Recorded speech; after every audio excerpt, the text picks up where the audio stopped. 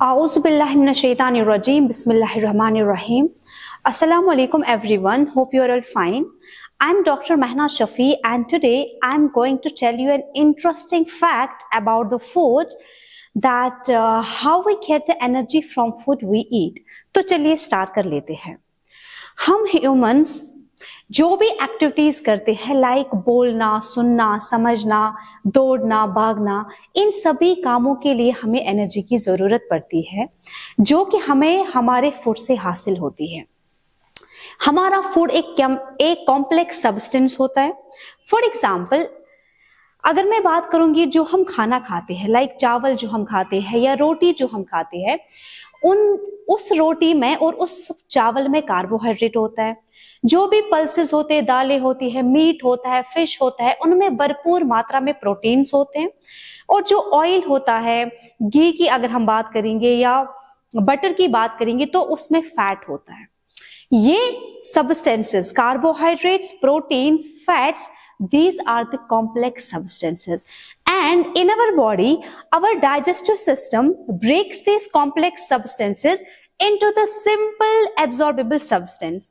For example, carbohydrate is broken down to form the glucose, proteins are broken down to form the amino acids and fats are broken down to form the fatty acids and glycerol. बाकी जो fruits हम ले लेते हैं, vegetables खाते हैं, उनमें भी मिनरल्स और विटामिन्स हमें मिलते हैं but they doesn't provide us any energy but they are essential for our body. Okay, so digestive system के स्मॉल इंटेस्टाइन्स में डाइजेशन कंप्लीट हो जाती है and small intestine is the main site for absorption of food. That means ये जो यहाँ पे nutrients बन गए, फॉर एग्जाम्पल ग्लूकोज की अगर मैं बात करूंगी, ये ग्लूकोज और अदर न्यूट्रिएंट्स ब्लड में एंटर होते हैं. जो अनडाइजेस्टेड फूड होता है वो लार्ज इंटेस्टाइन्स में चला जाएगा and that will form the faecal matter. Now let's have a very quick look at our respiratory system. We inhale air which is rich in oxygen. This oxygen will reach towards the alveoli of lungs. Alveoli is the main site for exchange of gases. That means यहां alveoli से oxygen भी blood vessel में चला जाएगा. So the main function of blood is to transport these nutrients and gases to each and every cell of an organism. Now what will happen inside the cell?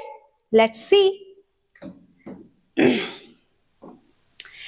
Cell के अंदर ये oxygen इस glucose को break down करेगी and there will be the release of energy. At the same time there is the formation of carbon dioxide and water. Now I have a question for you people.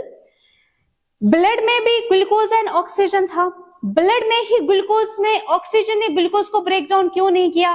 Why in the cell? इसका answer आप comment section में लिखोगे.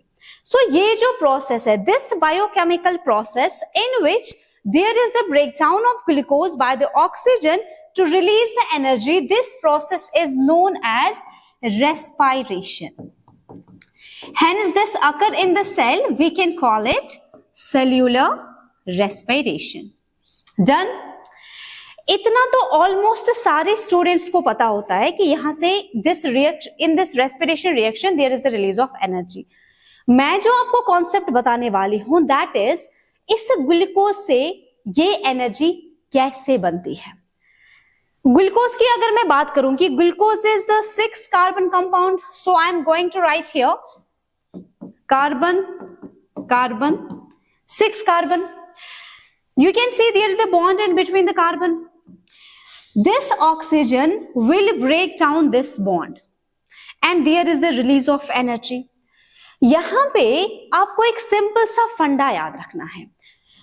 जब भी हमें दो चीजों को जोड़ना होगा हमें एनर्जी की जरूरत पड़ती है. Energy is required but in case अगर हमें किसी भी बॉन्ड को तोड़ना पड़ेगा, किसी भी कार्बन सोर्स को अगर हमें ब्रेक डाउन करना है, there is the release of energy.